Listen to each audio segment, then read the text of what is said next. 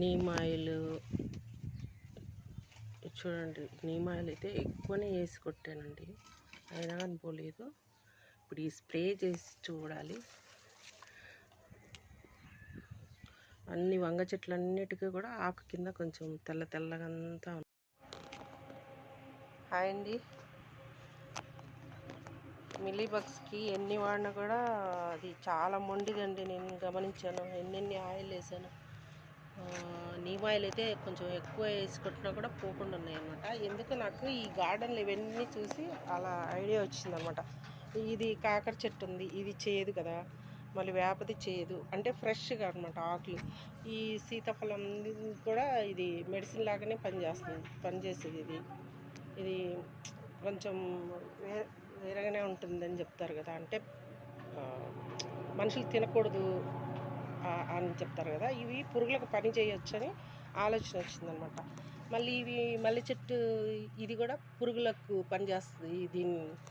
దీని స్మెల్కి పురుగులు రావు, వేరు పురుగు పట్టదు ఇట్లా చెప్తారు కదా. అందుకని దాని గురించి నేనేం చేశానంటే ఇవన్నీ కలెక్ట్ చేశాను అనమాట. అన్నీ కొంచెం ఆకులు, వేపాకు అన్నీ చేసి కషాయం, పచ్చిమిరపకాయలు, మళ్ళీ వెల్లుల్లి అందులో వేసింది నేను. అదే సీతాఫలం ఆకులు, వేపాకులు, కాకర ఆకులు ఇవన్నీ కలిపి మిక్సీ చేశాను అనమాట. మిక్సీ వేసి ఇక్కడ 2 రోజులు పెట్టా. 2 రోజులు పెట్టి ఈ స్ప్రే చేసేది అయితే చూపించలేదు, కానీ నిన్న వేసాను నేను.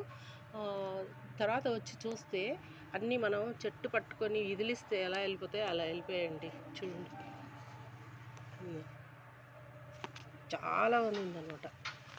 అంతా ఇట్లా ఇదిలిస్తే ఎలా పడిపోతాయో అలా పడిపోయాయి.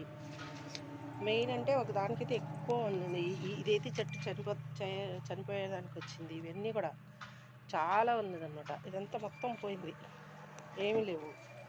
ఇవి చాలా బాగా పనిచేస్తుందండి. మన గార్డెన్లో ఉండేటివి కాబట్టి అన్నీ కలెక్ట్ చేసుకొని మీరు చేసుకోవాలని మరి ఈ వీడియో చేస్తున్నాను. ఇది చూడండి, దీనికైతే ఎంత ఉన్నింది కదా, చూడండి అంత కింద పడిపోయింది.